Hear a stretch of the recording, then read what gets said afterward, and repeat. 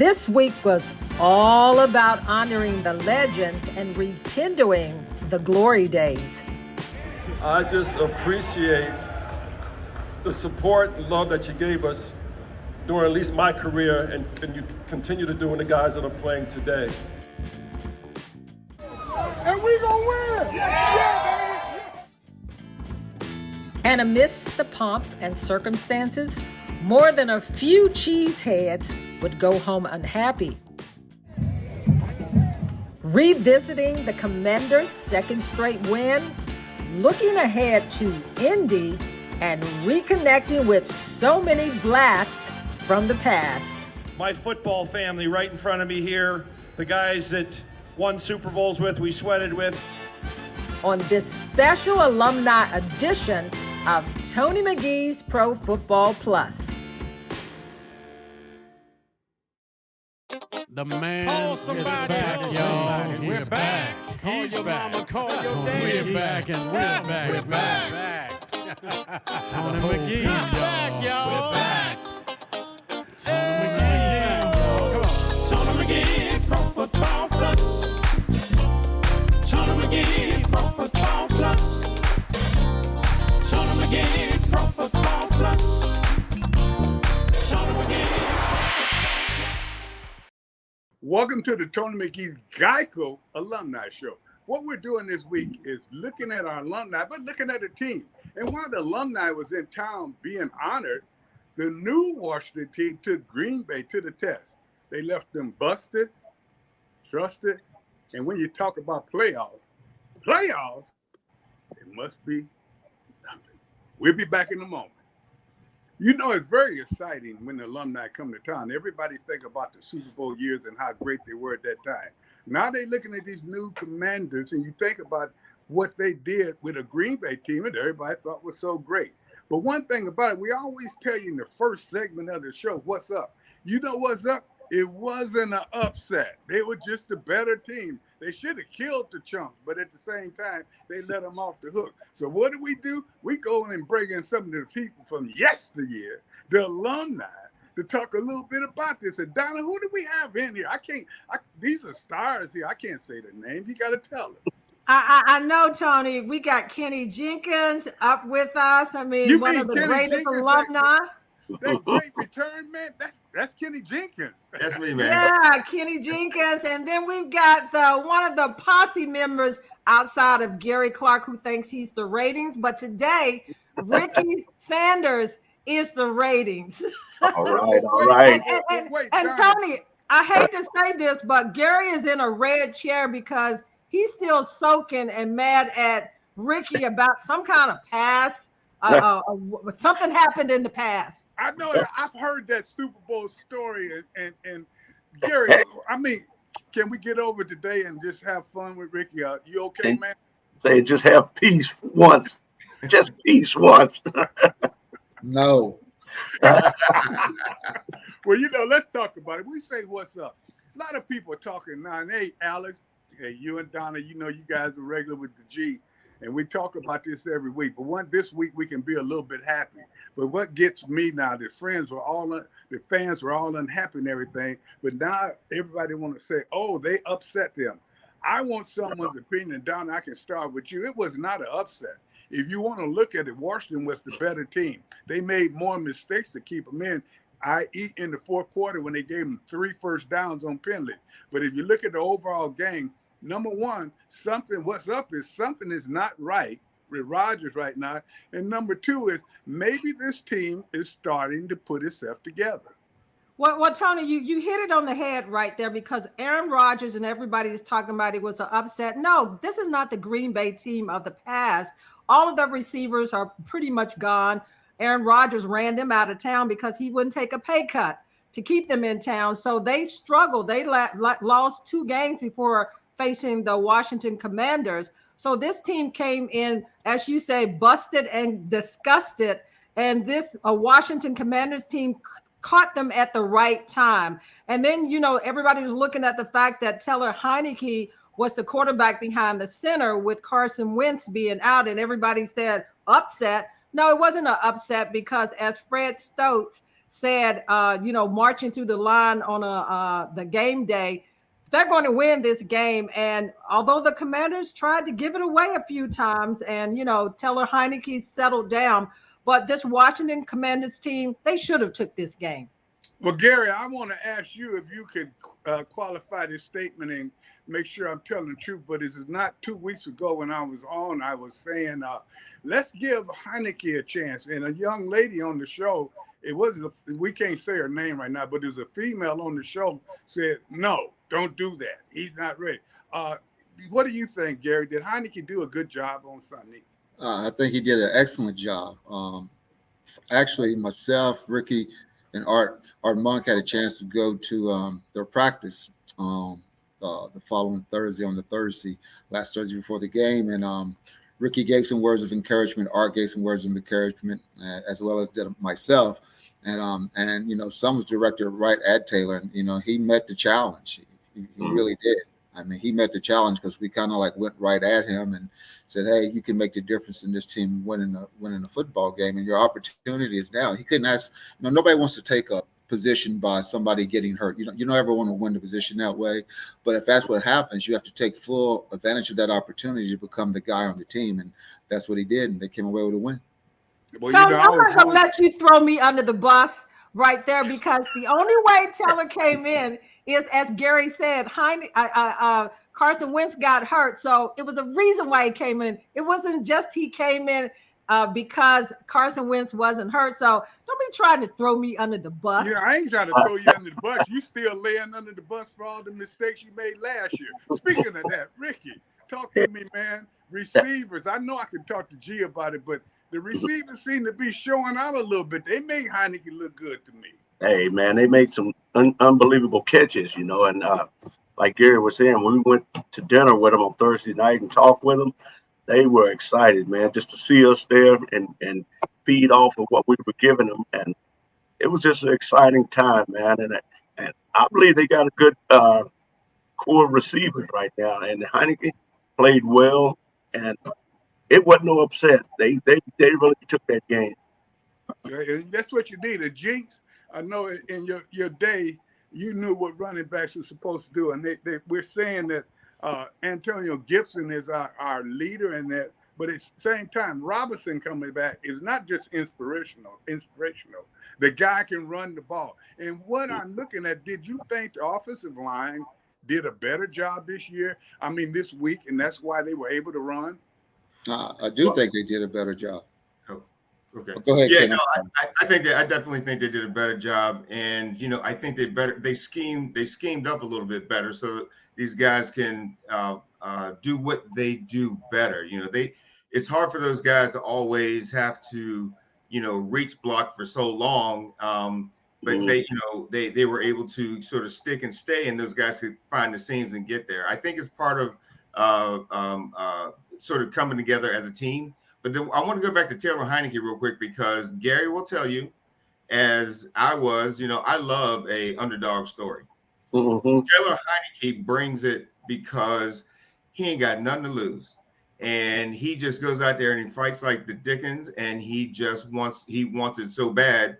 And he also adds a little different dimension at quarterback, because he's shifty in the pocket. He can escape out of the pocket, and he has that sixth sense to get out of there when the things are closing in, which Carson doesn't seem to be able to have right now. So Taylor, I think, adds this a little better dimension where they got to account for him, maybe with a linebacker or something, where they don't when they have Carson in there. You can tell that young man been in TV at some time. He's yeah. right stuff. Alex, I was getting ready to ask you though, and I like exactly what he said. Bringing Heineke in now, that brings that element that the other gentleman did not have. He had it when he first came in. After he was injured, he didn't have it any longer. That helped the offensive line. Do you think now, even though he may make mistakes at times, that this is the best quarterback for right now for this team? Well, for right now, he's got to be the best, because Carson Wentz had surgery and physically can't go. To Donna's point, this change happened because of injury, not because of they decided to go another route. Sometimes the football gods, they might make the decision for you. And in this case, maybe they made the decision for Ron Rivera. He doesn't have to hear about it. I was very impressed with Heineke. You know what I was impressed with? End of the game, they got to run clock. I'm on my couch. Donna, you're at the game. I'm thinking they're going to run the ball. No. Bootleg, Heineke, throw a short pass. Next play, they're going to run the ball, right? Run clock?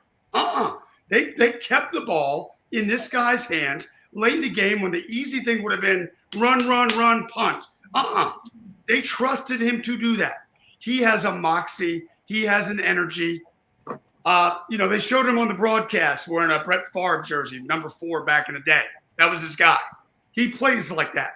There's a lot of no. Yeah, okay. The ball to McLaurin late was like, what is he doing? Oh, okay. We'll take that. They seem to, I'm not going to say they play harder for him. They're pros. They're playing. But there's something about the energy that he exudes that the other guys seem to live off of or to work off of. And for right now, Tony, well, he's got to be the best quarterback he has because the other one can't play. But he might just be the best quarterback on the team regardless of what Wentz has got going on. And that's no disrespect to Wentz. It's a different football team when this guy is leading the offense. But you don't have to say no disrespect to him. We like in the World Series, we call it like we see it. And Don and talking about that, don't that mobility in his running also help the running game? It seems as though the offensive linemen, they relish that opportunity to come off the ball and go at people. And even when Heineke got in trouble, he was able to escape sometimes. Now, yes, he made a couple of bad throws, but I think this is the kind of quarterback, if the other gentleman is here or anybody else, that this is what we need right now. You got to remember, the young man took us through a tough time last year. What Tony, you think about it, and we haven't even mentioned this, the offensive line only gave up 1 sack on Sunday, and that was mainly probably because of Taylor Heineke being able to escape outside the pocket and get away. I think that kudos goes to them. And that running game, as I mentioned to Gary Clark, hey, yeah, Gary, I'm putting you on the hot seat. I told you about 4 weeks or so ago that they needed to run the ball in order to get this offense going. You said, oh, no, start with the pass first. And I know Ricky is on here too. Mm-hmm. But I think that 166 yards rushing, and they got Robinson, and then they got Gibson, and the way that they use them, and then J.D. McKissick, it's a combination of those 3 guys that's really putting that offense on their shoulders, and Coach Rivera talked about him like that. And I know you're going to say the wide receiver. No. All I'm saying, this is what I said. What I said was, we're a pass first, run second team. Perfect example. When we play the posse, we all 1,000 yards, but our running back got 1,000 yards too. But we was a throw first, run second team. What I'm saying is, when you can throw the ball, they can concentrate on stopping the pass, and then the run can come through. That's what happened. But what you got to think, we had one guy get 1,000 yards. I didn't need a combination of 5 people to get 165 yards. Yeah. You're not listening to me. You're not listening to me. Hey, Greg, did you see You're not listening to me. Whoa, wait a minute. You're not listening to me. That's what I'm telling you, girl. So if you would have said like the one guy got 165, then yes, it'd be like Kenny Jenkins got 165 yards in the game. Kenny running the rock.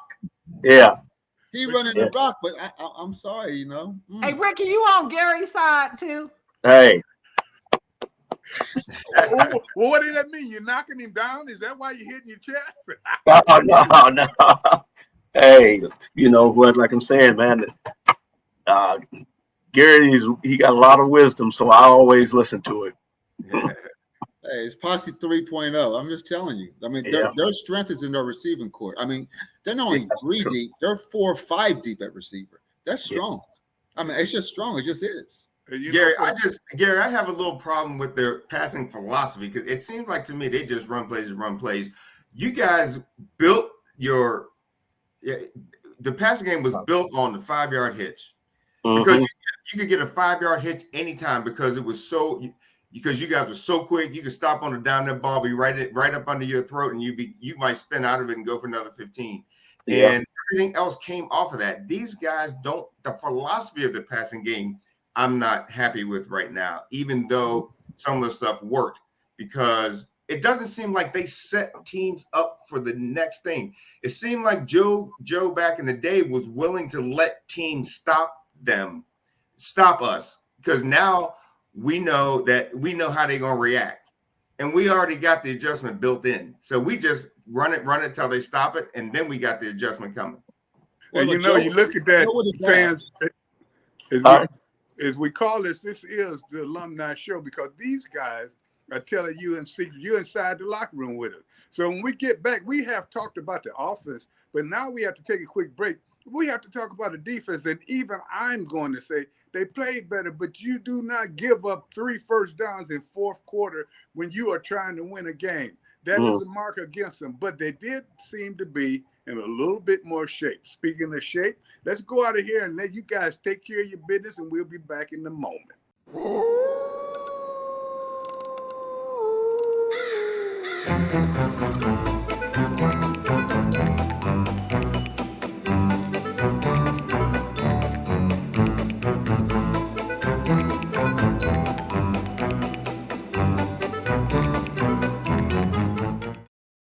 You know, 2 wins back to back. You know, I feel like we did a good job out there.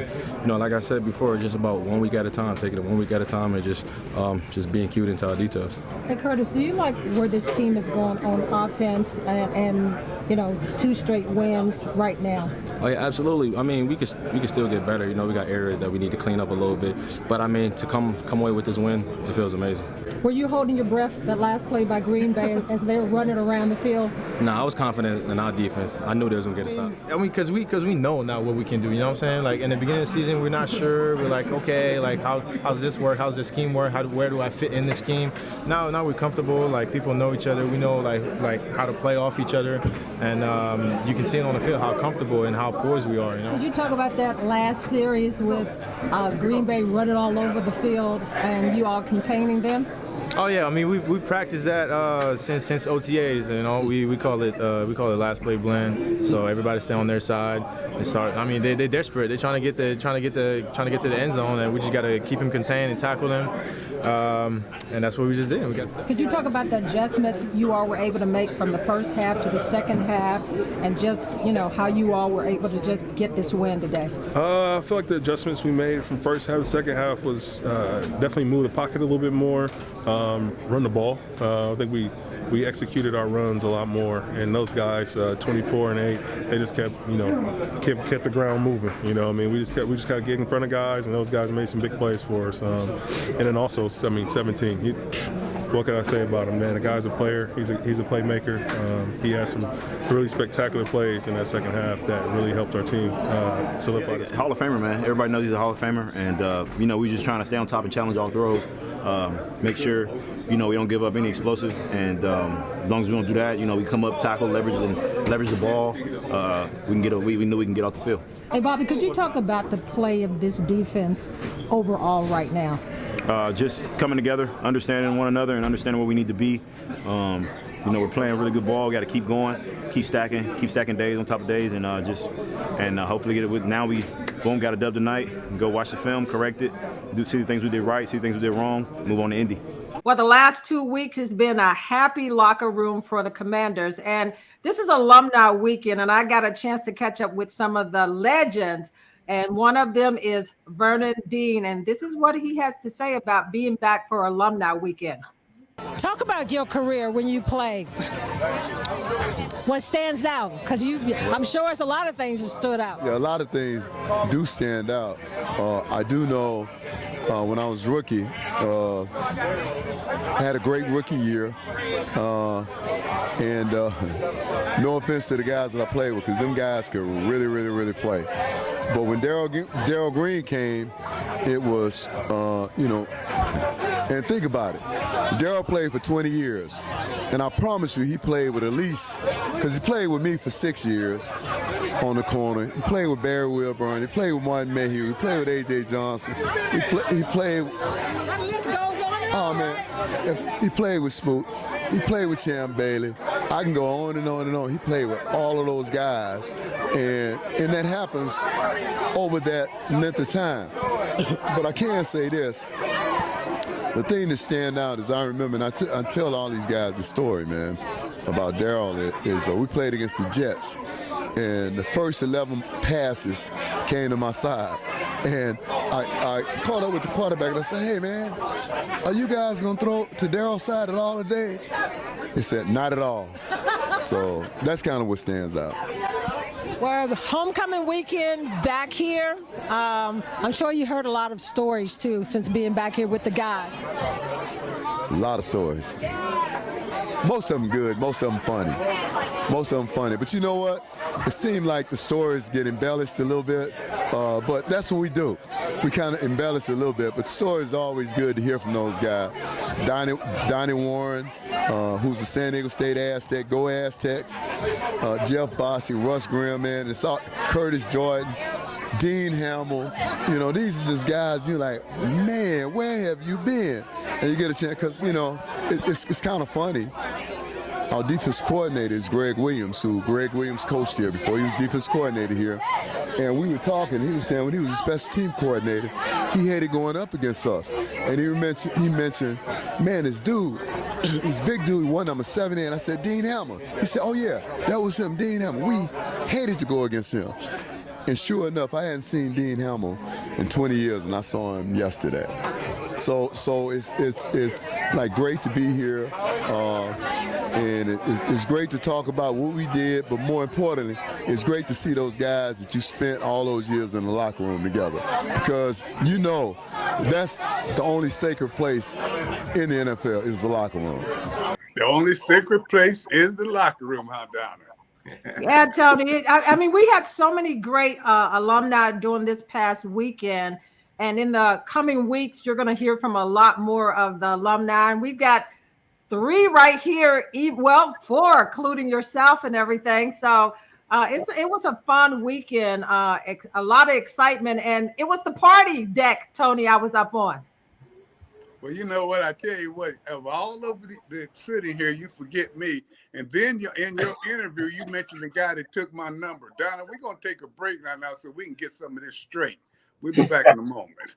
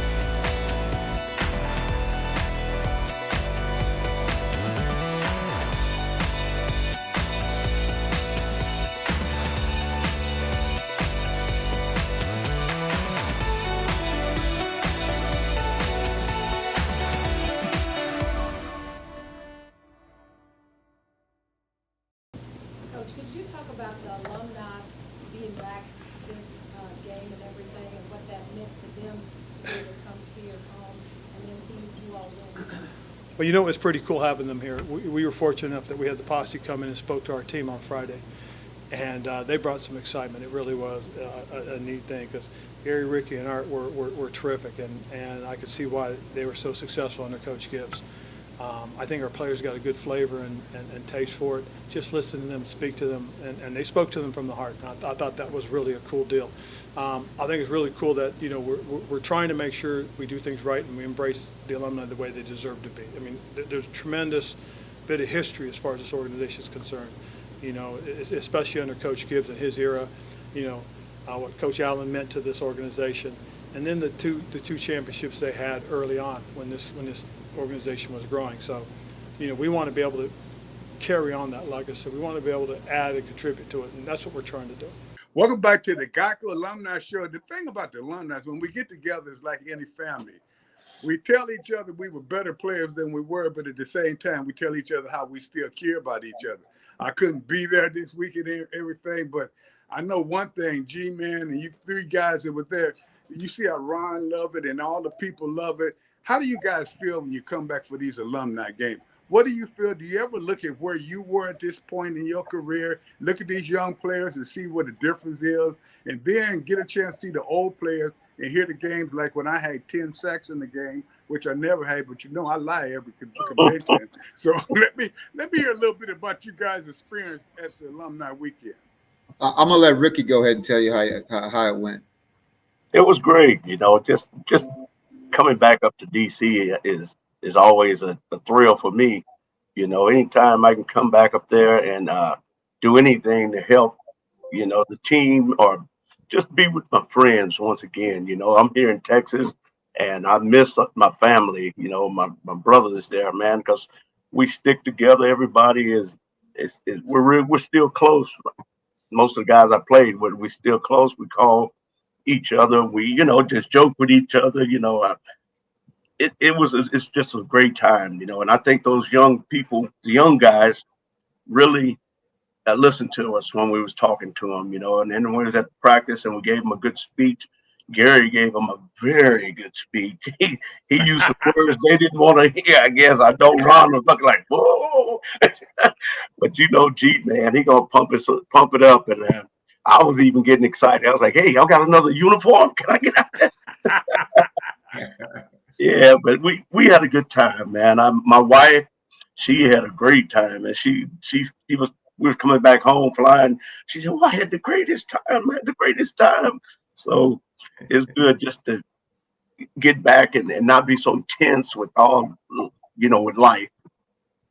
And Jinx, you were around, and when you come in, and when I used to go to these events, when I could get to them, I would always look at the young defensive lineman and try to find one that was similar to me or what I thought that he had the best opportunity to be good. When you were there, did you see any player in your position you want to name that you thought remind you of yourself? Well, I'll tell you what. Go ahead, G. I'm sorry. No, go ahead. Go ahead. No, I thought you said Jinx. Did he say G? Yeah. No, Jinx is fine, brother. So yeah, no. I've met a couple of those cats before. Brian Robinson in particular, I thought what a nice young man. First of all, I think he's going to be has great character, and I think he's going to always fight really hard. And that's what we like to see. We like to see a guy who's going to give his honest effort every time he carries the ball. It is true that the longer we have been out, the better we were when we start talking about when we used to play. Yeah. And that kind of goes across. Man, I'm headed to the Hall of Fame in a couple of weeks. See, that's a joke.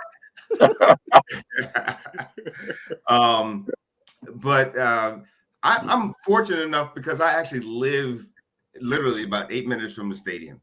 Mm-hmm. And so I get to go to a lot of games, and I see Gary quite a bit, and we get together outside of the stadium, working on business and doing trying to provide for our families and create that financial legacy for our children. And so I'm very fortunate that I do get to see them quite a bit. But there's one thing that I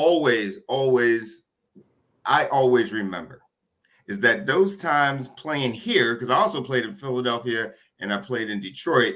And the truth of the matter is I'm from DC. So when I came home for the last 2 years of my career, I got to meet these guys. It was absolutely, there's nothing else I've ever done professionally that's as exciting as lacing up my cleats and going out there and playing football with Gary and Ricky Sanders. Ricky was my roommate, so I got some stories to tell you about Ricky, and he's snoring and all that, but we won't go there tonight. Hey, be quiet now. Don't get on Come on, Kenny, tell us. Give us a scoop.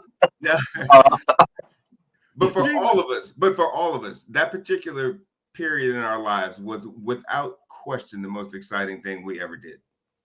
And G-Man, we talking about the receivers really coming on. Did you see a receiver remind you yourself? You look at each of them, and I always look at Terry because I tell you what, he is the truth, and you were the truth. But when you look at these young boys, do you see things that you would have done different, or they are doing better just because of the time of the season it is, or what? No, what I see is more so is I see a group of receivers that remind me of a group of receivers I was fortunate enough to play with again. I really do believe that this group is Posse 3.0. I mean, plus 4, 5, and 6. I believe their receiving core is so deep. Perfect example. Number one, I go by the numbers. I call them 17, 10, 1, and 2. So 1 and 2 didn't play, right? And they still was able to go out there, get the job done, help Heineke out, and perform well. So they remind me of the closest thing I've seen to the Posse since the Posse, quite honestly. And I guess they're probably closer to the Fun Bunch because there's so many of them that are playing really well. The Fun Bunch, the Smurfs, they're not really Smurfs because they're big receivers. So, they're more like Art size than mine and Ricky's. I mean, Ricky's probably like 6 feet. I'm like a 5'9" guy. Art's more like a 6'2" guy. And those receivers kind of more like Art size. Like, Terry's like Art size. I mean, he's Art. I mean, Art, but maybe a little faster, quite honestly. So these guys are just, and they're passionate. Donnie, you've been doing this for a long time with the different players and stuff. Gary, I like that Cam Sims too. Yeah, that's what I mean. They're so deep. I mean, they're so deep. And Gary didn't even talk about the tight ends and everything. Oh, yeah. But Tony kind of like went out again because he wasn't going to tell the truth anyway. But I think one great thing to look at in this weekend that just passed is Ron Rivera talked about the Posse coming and talking to the team, to the receivers and everything, and how much that meant. And I think that he talked about the history of Joe Gibbs when he was here. And I think that he said that talk and you all mingling with those players was so key. But even in Alumni Weekend, I got a chance to talk to the great Doug Williams, and Doug is still with the organization. And let's go to hear about the weekend as far as Alumni Weekend to hear from Doug. Hey, Gary, how important is this person in this seat right now? The most important person in Washington football, Washington Commanders, Washington Redskins history. The impact that he's had, not just on Washington, D.C., but in the world is just unbelievable. First black quarterback to play in the Super Bowl, first black quarterback to win a Super Bowl, first black quarterback to win MVP of the Super Bowl. And more important than all that, the first black quarterback to throw me a touchdown pass that was a go-ahead pass in the Super Bowl. Actually, I got paid on as well because it was a little incentive for me having the go-ahead touchdown in any game. And this man right here is a rock star, the most humble person you will ever meet, period. So, Donna, if you don't take good care of this young man, they may get me for murder. I'm leaving. Hey, Doug is in good hands. But, Doug, did you hear him about that last part was the one that threw him the touchdown pass? Yeah, that's Gary Clark, man. Gary Clark, and I always say this, was the toughest SOB I ever played with. And not only that, though, man, you're talking about a good person. Since we've been out the league, he's the greatest person I know. What he does for his teammates, I always want to be around, man. But it's good to be able to come to something like this and just be around Gary Clark, man. Yeah, Doug Williams here, and Doug, he gave that long list of accomplishments, and I was going to rattle them off, but Gary already said it. But it's Alumni Weekend, and all the guys are back. I tell people, this is my favorite time because I'm seeing all the people that I started off in my career seeing. But talk about just how special this is because Doug is still with the Commanders, but to have all these guys back that you probably haven't seen in a while. Well, you know what? You got to be a part of it to really understand the impact that it has on not only you, but the community and everybody around. You got guys here that I didn't play with. You got guys that I played with, guys that played after me. But you know what? At the end of the day, you feel like you know everybody that played for this organization. I think that's what makes it so good. And to see so many guys come together on one night. And you wish this is something you can do every week or every monthly. And I just hope that the organization, like the Snyders and Tim Hightower and Jason Wright, really understand the impact that a night like tonight has had and find a way to be able to do this a lot more than one time a year. But Doug, all the guys that have come back this weekend, who are the couple of the players that you're just like, oh man, I'm so glad to see these few guys? I mean, you're glad to see all the guys and everything, but who are those few guys that you are really just happy to see back? Well, you know what, KB, Kevin Bryant, that was my guy. And not to mention Jeff Bostic. You know, Jeff Bostic, man, is just like the brother from another mother. And then I seen Russ Graham, man, and Donnie Warren. You don't get a chance to see those guys. And of course, Ricky Sanders and Gary Clark. And the guy that, to me, probably had the most impact, Art Monk. Art Monk, ain't no doubt, man. Yesterday at practice, man, just to be around Art Monk was a thrill. I mean, it's a treat. And I just enjoyed it, man, because that's a guy that deserved it. They gave his heart and soul for this organization. And now I'm glad that he's found his way back. And that's a good feeling. Now, you all know that Art Monk, everybody, I seemed like interview was glad to have Art Monk back. What was it like, you all, the posse and Kenny, you all seeing him, and what stood out about this alumni weekend to you all? That they paid Art $50,000. I'm just playing. I'm just joking. I'm just joking. You're gonna make Art mad. I'm just joking. You're right, because it was $100,000. My bad. Yeah, it was $125. Yeah. Yeah, it was good. Good seeing Art. Yeah. Anytime I you see any. play special teams primarily, and the guys who protected me on special teams was Steve Hamilton, Otis Wansley, who we didn't see, Dean Hamill. All those guys protected me. AJ Jones was here too, and without those guys, I'd probably be limping around here, or with some more broken bones than I have. Yeah. I think the guys this day, they have the same kind of teams and everything, but listening to you gentlemen and listening to different people and fans and everything, I think what brought us all together was the closeness that we had then, and we still have it now. I look at all you young guys. You guys were young when I came here, but I still remember each and every one of you and your contribution. I don't get that on teams any longer. I look at right now, I can see you guys, when you got into a difficult situation, you played together as a team. You didn't fight each other. I don't see that anymore. You got guys fighting on the sideline. Tony, you said that because you made me carry your bags when I was a rookie. Come on, man. You made me carry your bags. You made me buy you lunch, and you made me buy you dinner. Hey, clean his cleats, everything. Hey, Alex, you've done a lot of these. What do you think when you see the alumni weekend? What do you look for? First of all, when I was a kid, all of you were my heroes. Oh, wait. Gary, Ricky, I'm not kidding. Okay. All right. There's such a romance to this, and this is nothing against the current team and the current organization. They're doing their darndest. I don't think 30, 40 years from now, listen, winning has a lot to do with it. Folks are going to talk about these guys. These are wonderful players. They're great dudes. There's something about when you mentioned Otis Wansley. Okay. Otis Wansley was a role player. He had an important job on this team. He was not a superstar. You go talk to Redskins fans from back then that are my age. I'm 55. Otis Wansley, Rafael Cherry, Vernon Dean. I can go on and on with these guys that were not elite star players like Gary Clark. Okay. They didn't catch a bunch of Super Bowl touchdowns like Ricky Sanders. We all love these people. Okay. It was a special time. It cannot be recaptured. Not everybody wins 3 Super Bowls in 9 years. There was something about your team, Tony, Gary, Ricky, Kenny, and those teams that all the players, not just the Arts of the world, everybody loves Art. He was my fave. There was a Dean Hamill, the other number 78, Tony, the other 78, because you'll always be 78.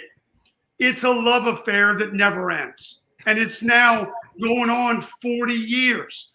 And 30 years from now, it'll be 70 years. And we will still, as fans, hold that so close to our hearts. I come at this as a fan. I didn't play. I bet you if I had to list the top 20 days of my life, 15 of them involve Ricky Sanders and Gary Clark and Art Monk and Doug and Joe. and Mark and Art. Well, So you know, that's my take. It makes me realize, I hate to be the downer here, how far the franchise has fallen. All you have to do is talk about it like we are to realize what it used to be and how far it has to go to get back there. well, you know, To all of you for making Washington football so meaningful for all of us. No matter if they don't win another game, we'll always have this.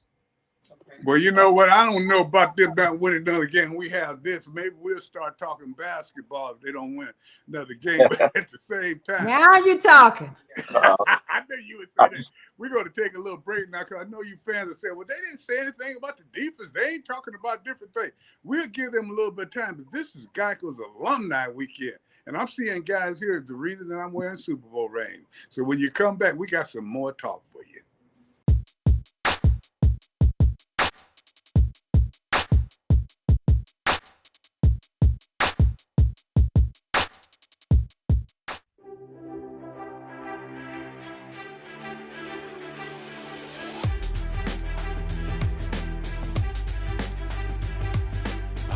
Back again, Slick Rick the Ruler. I'm here to give you guys a fitness tip to take Donna through a great workout and to hopefully take Tony McGee through a workout virtually so he could, feel good about himself since he's scared to come here and work out himself. But either way, it's going to be a great day for me and Donna, and I hope you guys enjoy it as well. All right, I'm going to demonstrate how to do this one exercise. I call it close grip DB press up. And for me, I always like to have chaos involved. So that's why I got my legs up so I can work my core, my lower core as I'm doing it. So I'm going up, coming down. Going up, coming back. Up and back. But for Donna, I just want her to go up and down. Up, come down slow. The advanced way is what I did the first time. So if you're an advanced person, then you would do it that way. He talking about for the advanced people, you don't have to do the other one. I told him I'm advanced. Everybody said that until I got to do it. So, all right, so let me see. Put it close. Let me see you press up and down. All right, you good with that?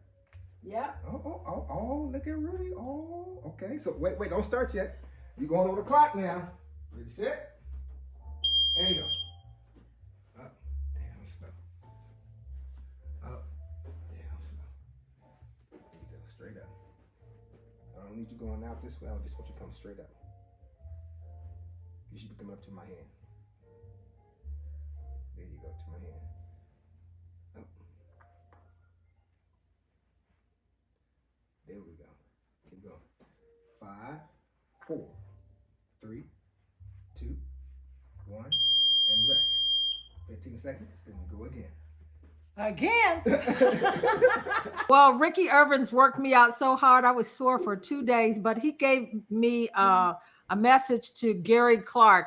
When are you going to come to work out? He said that he know Tony ain't going to do it. You don't mess with perfection, so that's why I'm going to leave myself out of that. Whatever, perfection. That was a joke. You know what? And he was right to leave me out because look here, I quit working out 38 years ago. No, I ain't playing. No, I tell you what. In a couple of weeks, I'm coming up there and I'm gonna serve a little notice. Okay. That little stuff, that elementary stuff y'all been doing, I'm gonna show you something. Hey Tony, we're gonna get you a little weight. It's probably about 3 pounds. 3. That's about your speed. 3. That's a pound and a half over my weight.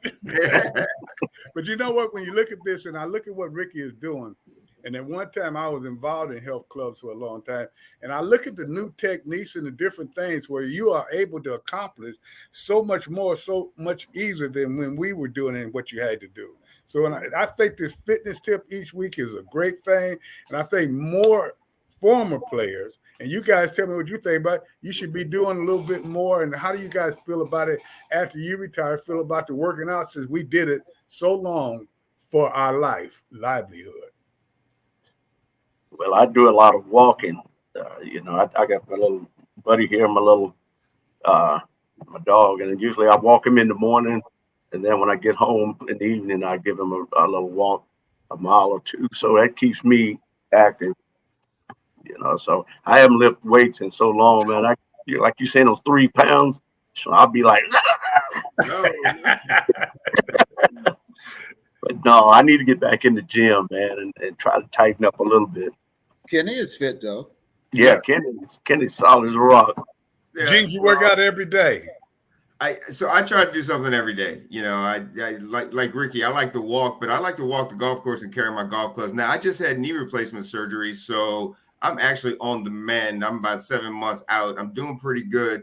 But what the real difference is now when we get older, yes, you still need to work out, and because we need to keep our heart muscle strong, right? So you got to get that heart rate up. But more importantly, you just got to watch what you eat. Yes. Yeah. I mean, that is the main thing. We just can't pound down the sugar and the sodas and the breads and like we used to. It's more of a balanced approach, and portion control is probably equally important. And once you do it, you kind of get used to it. And every once in a while I still have my ice cream and cake at night. Ricky just had Krispy Kremes. Right. But I promise you, I'm gonna stop eating pork as soon as they stop making pigs. But I try to get at least 4 days of workout each week, and I tell you what has helped me. And I don't believe it, Tony. You haven't seen nothing yet. But I'm gonna tell you what. That's another thing I look at with you guys. And I look at the things we have to do, and I look at what guys are doing now. And I'm glad you guys brought it out on TV, what we have to do after we get out. Because a lot of times players work so hard that their hearts are enlarged and different things. And then they stop working and still try to eat the same thing that they ate before or not work out as much. And it's a problem. And I tell you, I look at a lot of guys because I've been around the league a long time, and it's a problem for everyone.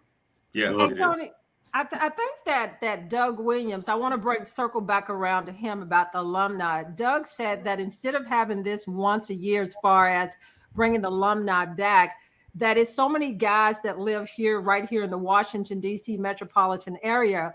So they should have something almost like monthly for the alumni to come back. But before I let you all chime in on that, everybody was talking about one person that was back this alumni weekend, and that was the great Art Monk. And I'm going to let you hear what he had to say about being back.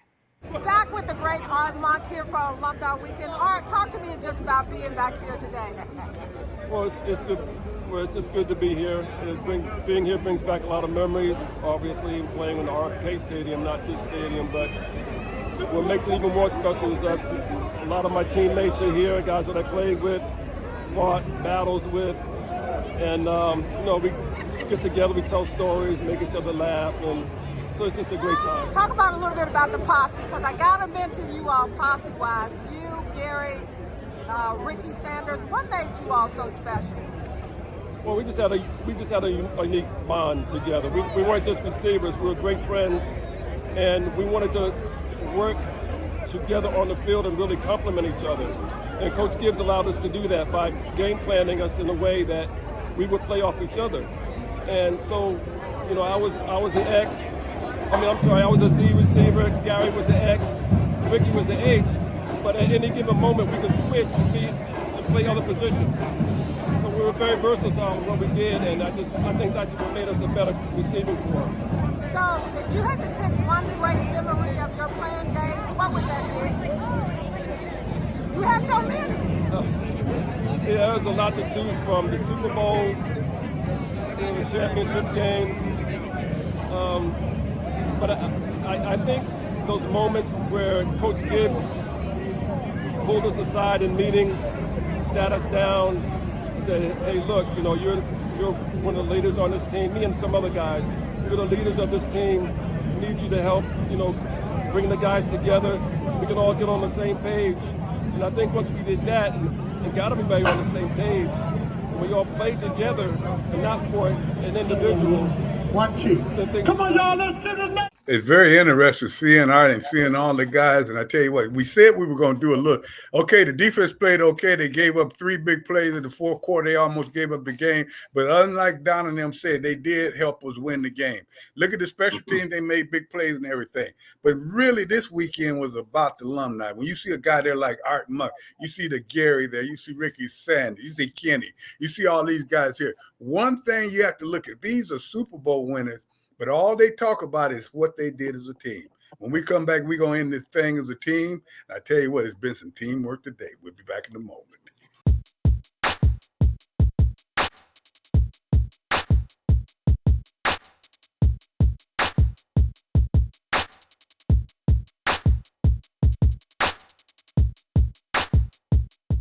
Tony McGee's Pro Football Plus Speakers Bureau offers you various opportunities to connect with former and current players along with Tony and the crew.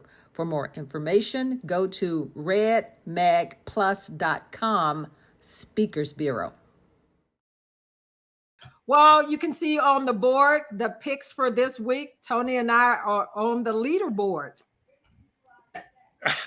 Why you have to put your name up there? You ain't on no list. Because we're tied. You pencil whooped me to get there, but let me tell the guys, Kenny always crying. And Ricky, thanks for being here, man. And you guys did a great job and being there as part of the alumni. You, my brothers. And I'll tell you one thing, what we want to tell these young players, you're running around here with your nose all snotty. We got alumni here. You better ask somebody. We'll be back next week. We never say goodbye. We say in the minute. In the minute. All right.